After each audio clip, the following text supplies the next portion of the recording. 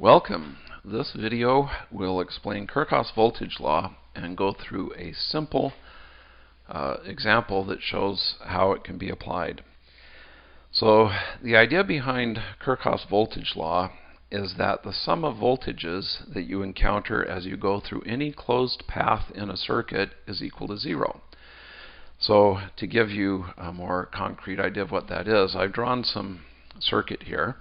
It has a 10-volt source. It has a component, or it has components with 4 volts across them, 3 volts across them, 1 volt, 9 volts, and 5 volts across them. And I'll draw a closed path through the circuit. We'll start with an ugly color. So suppose I go this way, and then coming to this junction, I go down, and I go around like this, and back up through the source to where I started. So that gives me a closed path through the circuit. And as I go along this closed path, again, we'll assume we're starting right here. As I go along this closed path, I keep track of the voltages that I encounter. And if I encounter a voltage going from a higher potential to a lower potential, as I would here, so this is higher potential to lower potential, I write it down as a positive voltage. So the first voltage I encounter is 4 volts. Okay, now I turn the corner, I encounter the 1 volt drop, and again I'm going from higher to lower potential, so I can say that's 1 volt.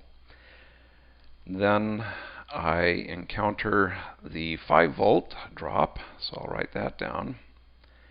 And now I come all the way around the circuit, back up to the 10 volt source, and now I'm going from a lower potential to a higher potential. So I write this as a negative 10 volts.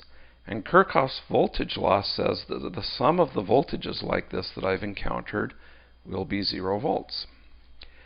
And you can see that in this case 4 plus 1 plus 5, that gives me 10, minus 10 does indeed equal 0 volts. Well, let's try a different path through the circuit. Okay, again starting up here, I'll go through this load, and now I'll go around the other branch. And then keep coming along, back up through the source. Okay, and so on this path I again encounter the 4 volt load from plus to minus. The next load that I encounter is 3 volts, but now I'm going minus to plus. So that's going to be minus 3 volts. I encounter 9 volts, and then I go all the way around and get the source 10 volts, and this does again equal 0 volts. So this is pretty cool. Let's do something a little differently. Let's start again up here, but now I'm going to go through the first element. But instead of actually going through the rest of the elements in the circuit, I'm going to go off-road. So I'm actually going to just go straight down to this node and then back up to my source. Okay. Now, in order to apply, I can actually still use this path. Actually, I need to go all the way up to where I started. I can still use this path because I have a path that goes through the circuit. The thing that I don't know, and which I might want to find out, is this voltage from this node up here to this node down here.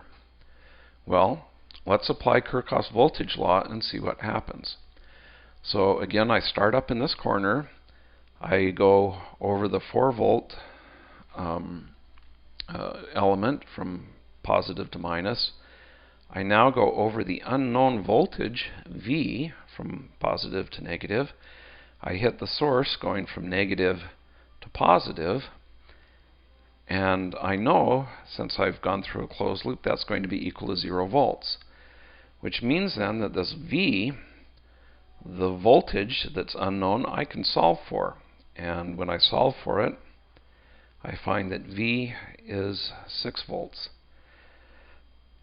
So I can actually use Kirchhoff's voltage law to solve for unknown voltages. What that tells me, again, is that the voltage from this node to this node is 6 volts. And sometimes when you're solving circuits, being able to find the voltages between two nodes in a circuit can be very helpful. So let's do one quick example that will hopefully make this clearer. Basically what I have here is a voltage source, and this voltage source is connected to 5 light bulbs which are in series. Okay, and each light bulb will represent by a resistor. We model light bulbs, incandescent bulbs, by resistors. So each of these guys models a light bulb, and I know that the light bulbs are designed to work with 2.4 volts across them. So the question is, if I have 5 light bulbs connected like this, how large do I need to make V sub s in order to give the light bulbs the proper voltage? Well, again, I can apply Kirchhoff's voltage law. So I'll start up in this corner, go this direction, around the loop, and in this circuit it's actually pretty easy to tell what the loop should be because there's only one loop in the circuit.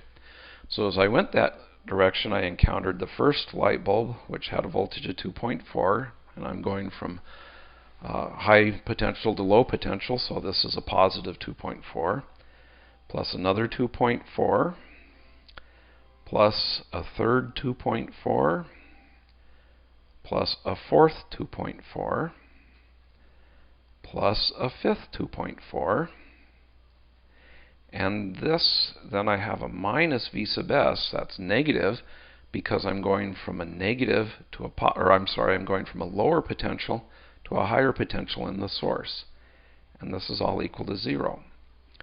So I can solve for V sub s, and I get V sub s is 2.4 plus 2.4 plus 2.4 plus 2.4,